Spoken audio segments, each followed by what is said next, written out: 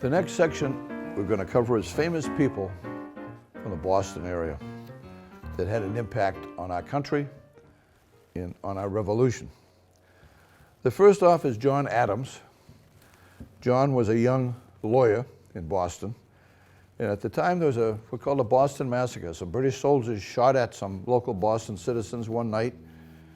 They had a big uproar, and John said, I'm going to step forward to defend the British soldiers and show the British that we're good people and we're fair. And a lot of people didn't like that, but he was very courageous. He went to Harvard College at a time when to go to Harvard, you got interviewed in Latin and you responded in Greek.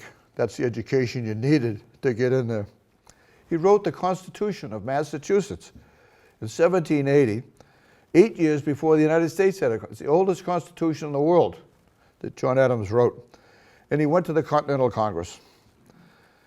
He was very involved at a time, and I'll talk about other people involved in it, when we needed help in our revolution. The British had the strongest navy and the strongest army in the world. So he was sent to Paris to get help from the French with Ben Franklin, we'll talk about later, and Thomas Jefferson, another one of our presidents. John Adams, by the way, became our first vice president with George Washington, and he became our second president. And he had a son, John Quincy Adams, who became our sixth president. So we'll be talking about Ben Franklin later and John Adams in Paris trying to get help from the French, which we then get help, and we've won our revolution, finally, with help from the French. His wife was a very famous lady, Abigail Adams. She lived in Quincy. John says she's the smartest person I ever knew. She's my best advisor all throughout my life. George Washington, after the Bunker Hill, came up to Massachusetts to take over our army. When he arrived, after having lunch in Islington, he went over to visit her. And she wasn't around. They said, well, she'll be right back. So she finally came back and said, I'm sorry, Mr. Washington, to keep you waiting. He said, I wanted to say hi. I know your husband, John. He's down in Philadelphia. She said, well, I was out with the neighbors. We're melting down all of our pots and pans to make bullets for the troops. He said, thank you very much for doing that. She went to visit John in Paris when he's over there. The way you visited is she went on a fast ship. She's the only passenger. There's 30 men running the ship. You get outside the harbor, the British ships would come into, it just took off and raced ahead. So they got out there ahead of the British. So she came to the captain of the ship one day. She said, you know what? Half the men are down below. They're sick. They're moaning and groaning. He says, yeah, that's the way it always is, these ships, you know, people get sick.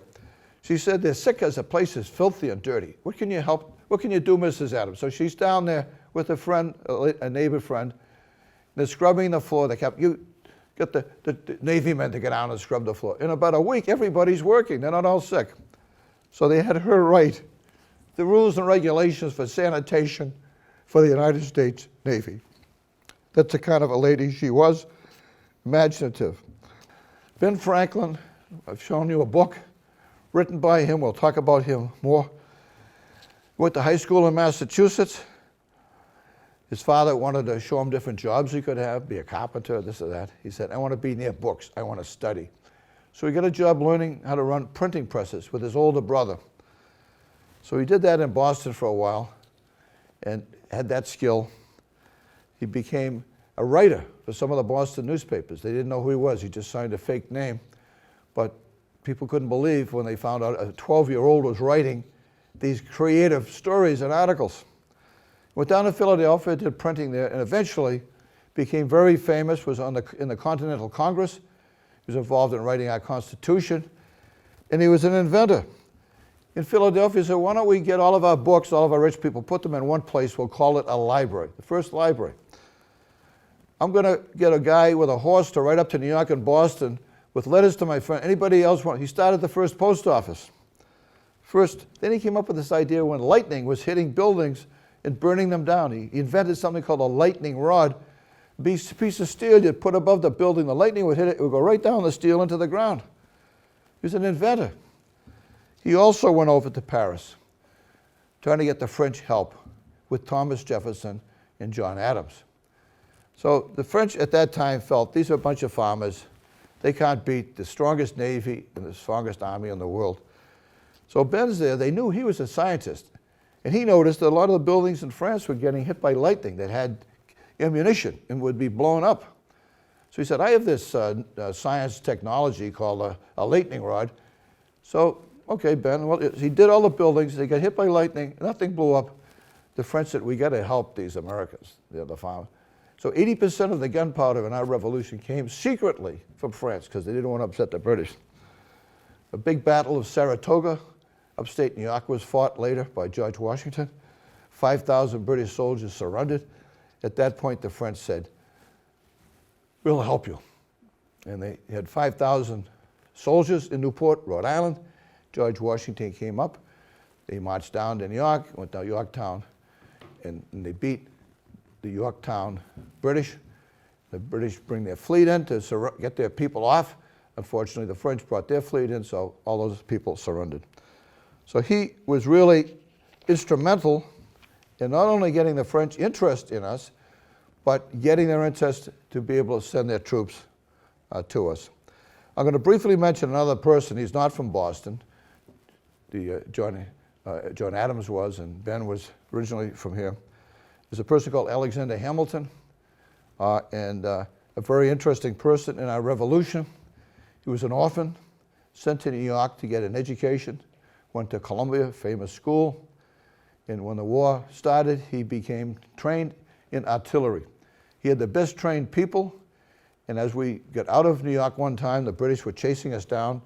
They said to Alexander Hamilton, get down there with your cannons and stop them, and he did. He saved our troops at the time. George Washington became very interested in him, said, I want you to be my assistant.